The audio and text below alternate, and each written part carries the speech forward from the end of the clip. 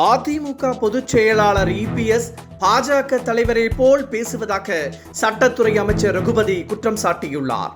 Tungsten சுரங்கத்தை எதிர்த்து அழைப்பு விடுக்கப்பட்டிருந்த போராட்டத்திற்கு அரசு அனுமதி மறுத்ததாக இபிஎஸ் ஒரு இட்டுக்கட்டிய பொய்யை பேசியுள்ளதாக அமைச்சர் ரகுபதி குற்றம் சாட்டியுள்ளார்.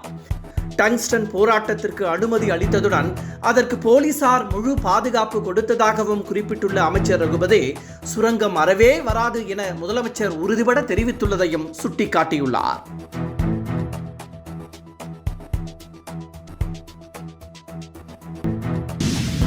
ஈரோடு கிழக்கு சட்டப்பேரவைக்கு பிப்ரவரி 5 இடைத்தேர்தல் நடைபெறும் என தேர்தல் ஆணையம் அறிவித்துள்ளது.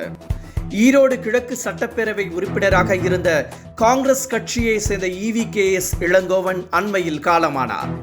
இந்த நிலையில் அங்கு பிப்ரவரி 5 இடைத்தேர்தல் நடைபெறும் என்றும் பதிவான வாக்குகள் பிப்ரவரி 8 எண்ணப்பட்டு முடிவுகள் அறிவிக்கப்படும் என்றும் தெரிவிக்கப்பட்டுள்ளது. வேட்புமனு தாக்கல் வரும் 10 தொடங்க உள்ளது. இந்த நிலையில் ஈரோடு கிழக்கு சட்டமன்ற இடைத்தேர்தலில் மீண்டும் காங்கிரஸ் கட்சியே போட்டியிடுமா அல்லது திமுக போட்டியிடுமா என்ற விவாதம் சென்று கொண்டிருக்கிறது.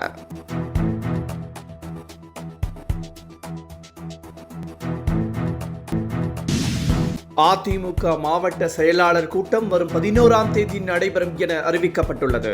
இதில் கட்சியின் நடவடிக்கைகள் குறித்து விவாதிக்கப்பட உள்ளதாக தகவல் வெளியாகியுள்ளது.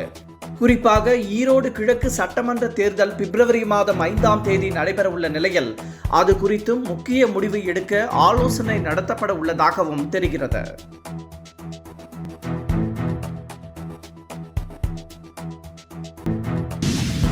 புத்தக பதிப்பாளர்கள் சங்கம் ஒருதலைபட்சமாக நடந்து கொள்வதாக சீமான் குற்றம் சாட்டியுள்ளார்.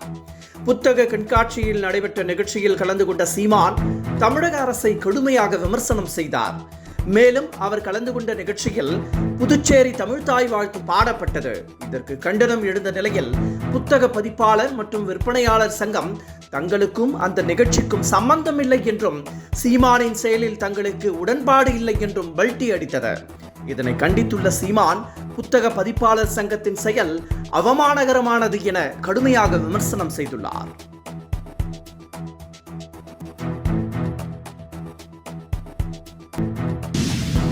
HMPV தொற்று எதிரொலியாக தமிழகத்தில் முதல் மாவட்டமாக நீலகிரிக்கு சில கட்டுப்பாடுகள் விதிக்கப்பட்டுள்ளன. சீனாவில் பரவி வரும் வைரஸ் இந்தியாவிலும் தலை தூக்கியுள்ளது.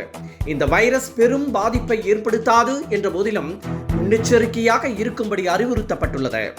சானிடைசரை பயன்படுத்துவது, மாஸ்க் உபயோகப்படுத்துவது உள்ளிட்டவற்றை கடைபிடிக்குமாறு தமிழக அரசு அறிவித்துள்ளது. இந்த நிலையில் நீலகிரி மாவட்டத்தில் நோய் அறிகுறி இருந்தால் பொது இடத்திற்கு செல்லக்கூடாது என்றும் தொற்று ஏற்பட்டால் அது குறித்து தகவல் தெரிவிக்கும்படியும் அறிவுறுத்தப்பட்டுள்ளது.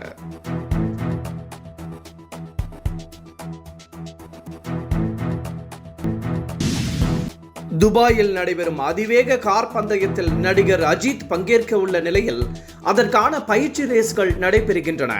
இதில் நடிகர் அஜித் பங்கேற்றார். அஜித் பயணித்த கார் தடுப்புச் சுவற்றில் மோதி சுழன்று நின்றபோது அங்கிருந்தவர்கள் அவரை பாதுகாப்பாக மீட்டனர். இந்த சம்பவத்தில் அஜித்திற்கு எந்த காயமும் ஏற்படவில்லை. இது தொடர்பான வீடியோ இணையதளங்களில் வைரலாகி வருகிறது.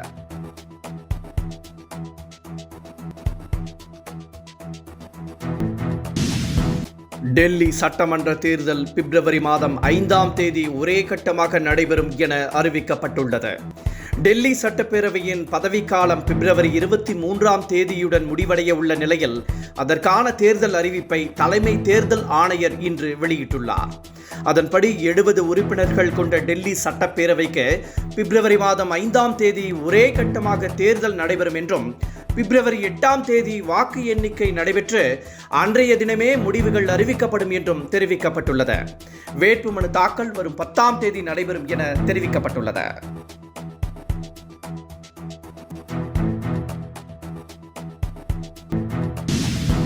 உள்துறை அமைச்சர் அமித்ஷா பாரத் போல் என்ற போர்ட்டலை டெல்லியில் தொடங்கி வைத்தார்.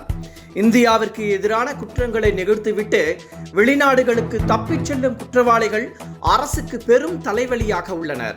அவர்களை பிடிக்கும் நடவடிக்கையில் சர்வதேச காவல்துறையான இன்டர்போலுடன் தற்போது சிபிஐ மட்டுமே தொடர்பில் உள்ளது. இதேபோல் மத்திய மாநில காவல் புலனாய்வு ஏஜென்சிகளை ஒன்றிணைத்து செயல்படும் அமைப்பான பாரத் போர்ட்டலை உள்துறை அமைச்சர் தற்போது தொடங்கி வைத்துள்ளார். இந்தியாவிற்கு எதிராக குற்றங்களை இழைக்கும் குற்றவாளிகள் எளிதில் பிடிக்க இந்த போர்ட்டல் உதவியாக இருக்கும்.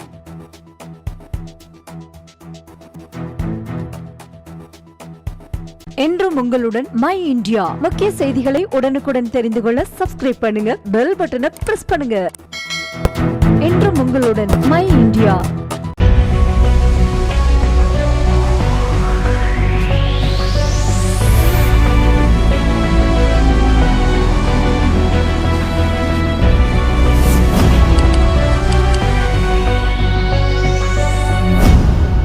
தேசத்தின் நம்பிக்கை மாத இதழ் அப்பா பதிப்பகம் இணைந்து வழங்கும் நேர்மையாளர் சகாயம் IAS அவர்களின் அனுபவ பதிவில் கடைசி தரியில் கண்டாங்கி சேலை இப்போது பரபரப்பாக விற்பனையாகிக் கொண்டிருக்கிறது. சென்னை புத்தக கண்காட்சியில் கிடைக்கின்றது.